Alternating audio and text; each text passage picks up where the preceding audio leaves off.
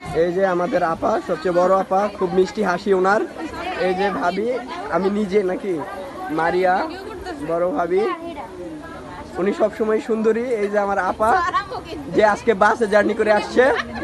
প্রায় কয়েক বছর পর হচ্ছে কোনো গ্রামের বিয়েতে অ্যাটেন্ড করলাম। আমার কাছে মনে হয় শহরের বিয়ের চেয়ে গ্রামের বিয়েগুলো অনেক বেশি সুন্দর হয়, অনেক বেশি এনজয় করা যায় গ্রামের বিয়েগুলোতে। এটা ছিল হচ্ছে আমার একটা ভাগ্নির বিয়ে, আপনাদের ভাই আর মামাতো বোনের মেয়ের বিয়ে। আমরা হচ্ছে ঢাকা থেকে দুপুরের দিকে গ্রামে গিয়ে পৌঁছেছি, আর অনুষ্ঠান ছিল হচ্ছে সন্ধ্যার পরে, তাই বাসা থেকে একদম রেডি হয়ে সন্ধ্যার দিকে হচ্ছে চলে আসছি। তো ওদের বাসা আমাদের বাসা থেকে খুব একটা দূরে ছিল না, মাত্র আধা ঘন্টার মতো লাগে। তো বাসা থেকে একদম রেডি হয়ে আমরা চলে আসছি। তো আজকে ছিল হলুদের প্রোগ্রামটা, তো সবাই হচ্ছে মোটামুটি হলুদটাই পরা ট্রাই করেছে, তবে অনেকেই কিন্তু যে যার মতো করে পরে এসছে। তো সবাই অনেক সুন্দর করে সেজে গুজে আসছিল, সবাইকে ভীষণ সুন্দর লাগছিল দেখতে। আর এই অনুষ্ঠানটাতে আমরা সবাই অনেক বেশি এনজয় করেছি, কারণ আমার শ্বশুর বাড়ির প্রত্যেকটা আত্মীয় সেখানে ছিল।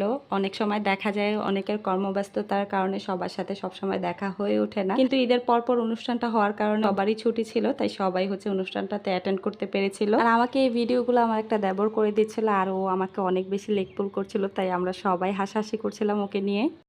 কিন্তু খুব ঘামতেছে, প্রচন্ড গরম। এই গরমের মধ্যে এই যে ভাইয়া কি সুন্দর হাসি দিল। এই যে আপনাদের ভাইয়া তো গ্রামের অনুষ্ঠানে এসে খুব খুশি, বাচ্চারাও সবসময় গ্রামে আসতে চায়। এই যে আমাদের আপা, সবচেয়ে বড় আপা, খুব মিষ্টি হাসি ওনার। এই যে ভাবি, আমি নিজে নাকি মারিয়া, বড় ভাবি, উনি সবসময় সুন্দরী। এই যে আমার আপা, যে আজকে বাসে জার্নি করে আসছে।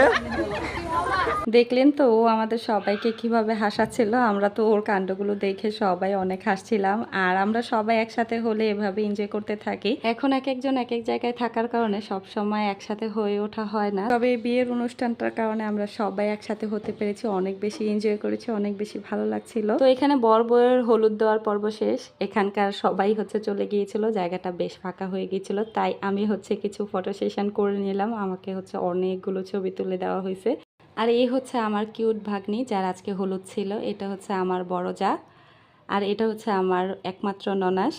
এখানে হচ্ছে আমরা সবাই মিলে ছবি তুলছিলাম। আর এটা হচ্ছে আমার শ্বশুর বাড়ির ফুল ফ্যামিলি, এটা আমি, আর এটা হচ্ছে আমার কিউট একটা ভাগ্নি। তো আমরা অনেকগুলো ছবি কিন্তু এখানে তুলেছি, যেহেতু জায়গাটা অনেক ফাঁকা ছিল, তাই ছবি টবি তোলা শেষ করে এখন চলে আসছি খাওয়া দাওয়া করতে।